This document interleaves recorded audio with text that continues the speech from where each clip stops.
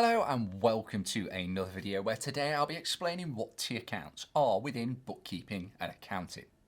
Now the first thing you need to understand about T accounts is that they are simply a visual way of showing the debit and credit entries on an account.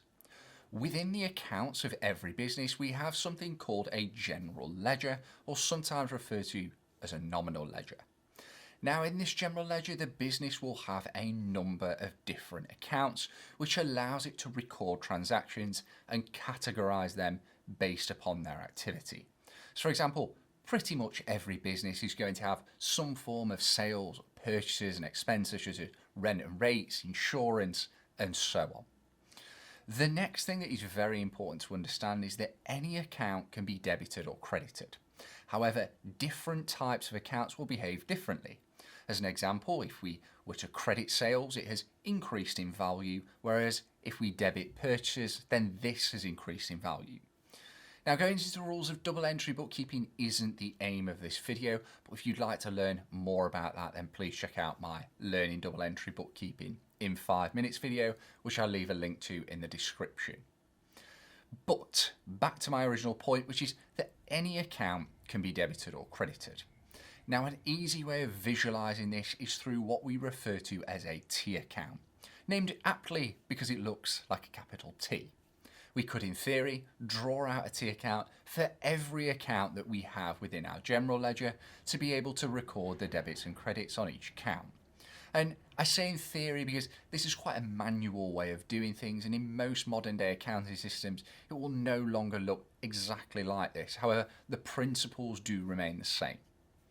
Now when recording transactions in your T accounts, debit entries will always go on the left side of the account and credit entries will always go on the right side of the account. There is a terrifyingly annoying song that has been produced on YouTube that will scar you for life, but in doing so you'll also never forget that debits go on the left and credits go on the right. I can't bring myself to link it, but if you just search for it on YouTube, the debit credit song, and I apologise in advance, but it does work. Let's now take a look at an example to see how this would look in practice. First of all then, let's get our T account drawn out. Now above this we would have the account name. In this example I've gone for sales. We then have DR on the left hand side of the account to represent the debit side, and CR on the right hand side of the account to represent the credit side of the account. This is our blank T account format. Now from here, let's say we were entering a couple of transactions into this account. For this example, let's say we'd made a couple of sales, the first one being for £100. We would record this on the credit side of the account to show the sale had been made. The format being the date of the transaction, followed by the detail, which is usually the other account the transaction is going to, and then the amount. In this example, that would be bank and £100. Now, as I said, this video isn't about double entry because I've covered that separately, but I do need you to understand that every transaction within the general ledger will have a debit and credit entry that are equal to each other. Think of it like Newton's third law. Every action has an opposite and equal reaction. If we credit an account, we need to debit another account, or even multiple accounts, but equal to the same value of your credit entries.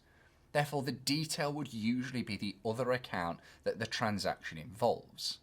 In this example, we've made a sale, which needs recording as a sale, and the money is going into the bank. Therefore, we need to enter it into the bank. If we were to draw up the bank T account, it would therefore look like this. The same format, but this time we've debit the account.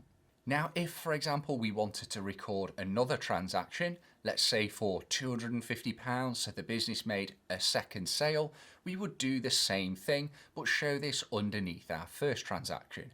So again, we would credit the sales account for £250 and we would debit the bank account for £250.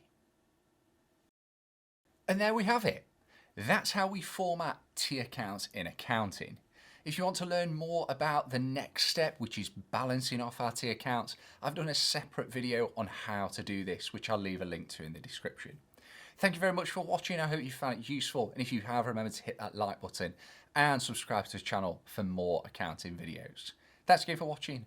I'll catch you in the next one.